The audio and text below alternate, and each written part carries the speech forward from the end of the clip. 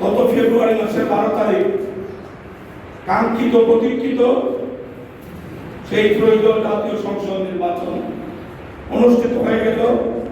সেই নির্বাচনে সরাসরি আপনারা ভোট দিয়ে আপনাদের প্রতিনিধি আপনারা নির্বাচিত করেছেন।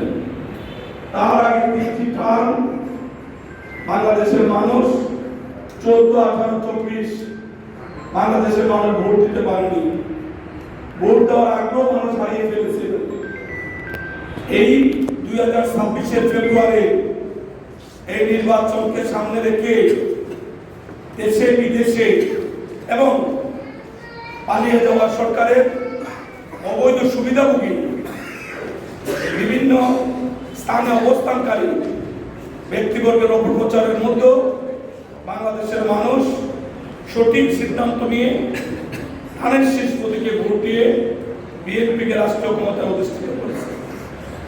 আমাদের প্রিয় নেতা, প্রিয় অভিভাবক, গণপ্রজাতন্ত্রী বাংলাদেশ সরকারের মাননীয় প্রধানমন্ত্রী শ্রদ্ধেয় জনাব তারেক রহমান সাহেব নির্বাচনের আগে জনগণের সামনে যে ওয়াদাগুলি করেছিলেন, উনি অক্ষরে অক্ষরে সেই ওয়াদা প্রতিদিন মানুষের সামনে পালনের মধ্য দিয়ে প্রমাণ করার চেষ্টা করছেন। বিএনপি মুখে যা বলে অন্তরে তা বিশ্বাস করে।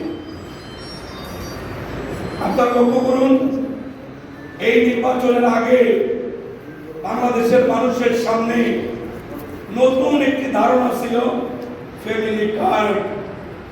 আমরা সোশ্যাল মিডিয়ার বদৌলতে দেখেছি রাজনৈতিক দলের ভিন্ন মতের এক রাজনৈতিক দলের সর্বোচ্চ নেতা উনি তুচ্ছ-তাচ্ছিল্য করে বলেছেন, রাগ তোর ফ্যামিলি কার্ড। আমরা এই দৃশ্যটা দেখেছি।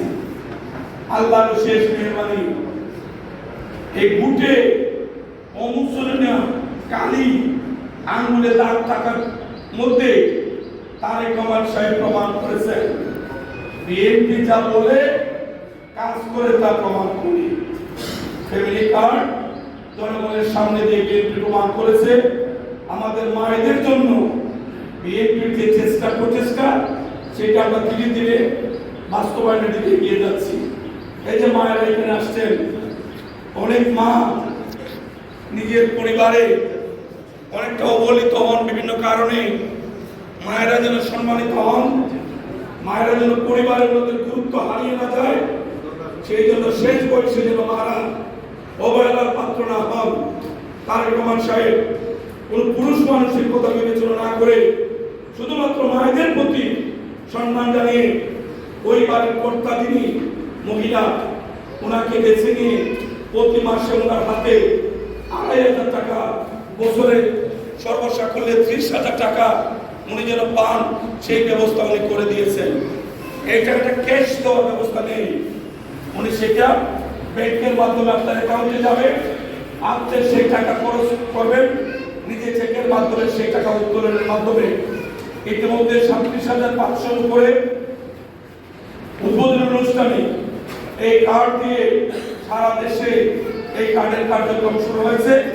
এই চলতি মে মাসে আমাদের চুনারঘাট উপজেলার পাহাড়ে যারা থাকেন, সেই পাহাড়ি আমাদের বাগানে যারা কর্মরত তাদেরকে নিয়ে আমাদের এই জেলায় এই কার্যক্রম শুরু হচ্ছে। তারেক রহমান সাহেব নিজে বলেছেন, আমরা স্বজনপ্রীতি বিশ্বাস করি না। আওয়ামী লীগ আর বিএনপি একই ধরনের রাজনীতি করে না। আওয়ামী লীগ সকল গণতান্ত্রিক দলকে গলা টিপে হত্যার মাধ্যমে বাকশাল গঠন করেছিল, আর শহীদ রাষ্ট্রপতি জিয়াউর রহমান সেই অবস্থা থেকে বেরিয়ে এসে এক দলকে গোবর দিয়ে বহুদলীয় রাজনীতি মানুষের মধ্যে ফিরিয়ে দিয়েছিলেন। সেই জন্য ওনার সুযোগ্য পুত্র দেশনেত্রী বেগম খালেদা জিয়ার সুযোগ্য পুত্র জনাব তারেক রহমান সাহেব বলেছেন, যারা আমাদেরকে ভোট দিয়েছেন তারাও ফ্যামিলি কার্ড পাবেন, যারা ভোট দেননি তারাও ফ্যামিলি কার্ড পাবেন। বাংলাদেশে আমরা সকল ধর্মের মানুষ, সকল দলের মানুষ সমান মর্যাদা নিয়ে আমরা বসবাস করব, এটাই হচ্ছে যারা তারেক রহমান সাহেবের প্রত্যাশা। সেই জন্য প্রশাসন চাপমুক্তভাবে ওনারা কাজ করে যাচ্ছেন। কৃষক কার্ড, এই যে দেখেন ঢুকার সময় এখানে আছে 10টি সুবিধা কৃষক কার্ডের মধ্যে পাবেন। এই কৃষক কার্ড যখন ঘোষণা দেওয়া হলো, সেই সবুজ রঙের কার্ড এখানেও অনেকে বিদ্রুপ করেছেন, অনেকে আজে বাজে কথাবার্তা লিখেছেন। আমরা ওই কিছু কথার দিকে কান না দিয়ে আমরা আমাদের কৃষকদের কল্যাণে সামনের দিকে এগিয়ে যেতে যাচ্ছি। এই যে কৃষি পণ্য উৎপাদন করেন, কৃষকরা উপযুক্ত মূল্য পান না, এই উৎপাদনের সময় রাষ্ট্রের তরফ থেকে যে ভর্তুকিগুলি হয় সেগুলি সঠিকভাবে পাওয়া যায় না, ব্যাংক থেকে ঋণ পাওয়া যায় না, অন্যান্য বিষয়। আজকে আমরা প্রযুক্তিতে প্রবেশ করেছি। এই তথ্য প্রযুক্তির সময়ে আমরা অনেক জিনিস পিছিয়ে আছি। কোন জায়গার বীজ, কোন জায়গার সার, কোথায় কীভাবে ব্যবহার করতে হয়, আমাদের কৃষককে যদি আমরা সেই জ্ঞান দিয়ে সমৃদ্ধ করতে পারি, তাহলে আমাদের দেশের কৃষকদের মুখে হাসি ফুটলে বাংলাদেশের অর্থনীতি সমৃদ্ধ হবে, অর্থনীতি মজবুত হবে। সেই জন্য বিএনপি সর্ব অবস্থায় বলে কৃষক বাঁচলে দেশ বাঁচবে। এটা মুখের কথা নয়, এটা বিএনপি অন্তরে ধারণ করে, বিএনপি লালন করে এবং বাস্তবায়নের জন্যই আজকের এই কৃষক সমাবেশ। তাই আমি অনুরোধ করব, অনেক দুষ্ট লোক অনেক কথা বলবে, কান দেওয়ার কোনো সুযোগ নেই। খেয়াল রাখতে হবে, আমরা এই দেশের নাগরিক, জন্মসূত্রে আমরা এই দেশের নাগরিক। আমাদের পার্শ্ববর্তী দেশ মায়ানমার থেকে বিতাড়িত হয়ে, অত্যাচারিত হয়ে, গৃহবাড়ি হারিয়ে অনেক মানুষ বাংলাদেশে বসবাস করছে। তাদেরকে আমরা বলি রোহিঙ্গা, বলি না? তারা আমাদের মতো দেখতে কি ধরনের, কথাবার্তা আমাদের মতনই বলে, মসজিদে আমাদের মতনই নামাজ পড়ে, বিয়ের সাথে হয়, স্বাভাবিকভাবে তাদের পরিবারের সংখ্যা বৃদ্ধি পায়। কিন্তু এক জায়গায় তারা আমরা ব্যতিক্রম, তারা আমাদের দেশে থাকে, খায়, এই দেশে তারা সফল অতিবাহিত করছে, কিন্তু তারা আমাদের দেশের ভুটান নয়। আওয়ামী লীগ সুকৌশলে আমাদেরকে রোহিঙ্গা বানাতে চেষ্টা করেছিল। তারা চেয়েছিল আমরা যেন ভোটের মর্যাদা হারিয়ে রোহিঙ্গার মতো পরাধীন হয়ে আমরা চিরজীবন বাংলাদেশে বসবাস করি। কিন্তু 24-এর গণতান্ত্রিক আন্দোলনে হাজার হাজার মানুষ শহীদ হয়ে আমাদেরকে সেই কলঙ্কের দায় থেকে মুক্ত করে দিয়েছে। সেই জন্য 24-এর গণতান্ত্রিক আন্দোলনে যারা শহীদ হয়েছেন, আমরা আমৃত্যু তাদেরকে আমরা শ্রদ্ধার সাথে স্মরণ করব।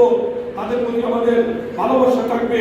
যারা রক্তাক্ত হয়েছেন, গুলিবিদ্ধ হয়েছেন, ক্ষতিগ্রস্ত হয়েছেন, তারাও আমাদের শ্রদ্ধার প্রাপ্ত। তাদের প্রতি আমরা কেউ ন্যূনতম দিন অবহেলা না করি, এটা আল্লাহ বরদাস্ত করবেন না। আজকে তাদের চেষ্টা প্রচেষ্টায় সারা বাংলাদেশের মানুষ ঐক্যবদ্ধ হয়ে নতুন একটি সরকার আমরা প্রতিষ্ঠিত করেছি। সরকার নতুনভাবে কাজ শুরু করেছে।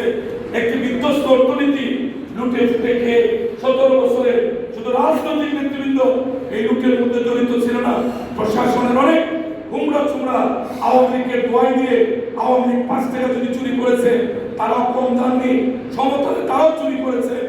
আজকে রাষ্ট্রের সেই জায়গায় দাঁড়িয়ে বিএনপি সকলকে অনুরোধ করেছে, আসুন আমরা পিস ভুলে যাই, যার যার অবস্থান থেকে দেশকে ভালোবেসে দেশের মানুষের কল্যাণে আমরা যেন কাজ করি। একটা জিনিস বিএনপির চেয়ারম্যান, দেশের প্রধানমন্ত্রী ঘোষণা দিয়েছেন, দুর্নীতি আর বিএনপি রাজনীতি একসঙ্গে চলতে পারে না। যারা আমরা বিএনপি করি, ভুলেও যেন আমরা কেউ দুর্নীতির কথা মাথার মধ্যে না আনি। আমরা মানুষকে ভালোবাসবো, মানুষের দোয়া দেব, মানুষকে সঙ্গে নিয়ে আমরা দেশকে সামনের দিকে এগিয়ে নিয়ে যাব। কোনো বাধা বিপত্তি আমাদেরকে রুখতে পারবে না ইনশাআল্লাহ। কথা বাড়াতে চাই না, আসুন কৃষি অধিদপ্তরে যারা কাজ করছেন, চমৎকার একটি স্টল নিশ্চয়ই রাষ্ট্রের বরাদ্দ ছিল, খরচ করেছেন। দিন শেষে খেয়াল রাখবেন, এই স্টল, এই মেলা যে উদ্দেশ্য হয়েছে, আগামী বছর এই মেলা করার আগে আমরা যেন এই মেলার সাফল্য আগামী মেলায় আমরা বর্ণনা করতে পারি। আমি যদি বেঁচে থাকি, আমি যদি আবারও আসার সুযোগ পাই, আমি কিন্তু জানার চেষ্টা করব। আমি কাজের মানুষ, 3 বার মেয়র ছিলাম। আমার হবিগঞ্জের পৌরসভার ভৌগোলিকগতভাবে মানচিত্রের পরিবর্তন আমি করে দিয়েছি। সেই জন্য হবিগঞ্জের মানুষ যে পরিস্থিতিতে আমি ভোট করি, মানুষ কিন্তু তার ভালোবাসা থেকে আমাকে দূরে রাখে না। মানুষ আমাকে ভালোবাসে, আমি মানুষের সেই ভালোবাসার প্রতিদান উন্নয়নের মাধ্যমে দিয়েছি। হাজার চেষ্টা করো, আওয়ামী লীগ আমার নামে 1 পয়সার দুর্নীতির মামলা দিতে পারেনি। 2 মাস হয়েছে বিএনপি রাষ্ট্রীয় ক্ষমতায় গিয়েছে। গতকালকে আমরা আমাদের প্রিয় নেতা রাষ্ট্রের প্রধানমন্ত্রীকে অভিনন্দন জানিয়েছি। অনেকের মনের মধ্যে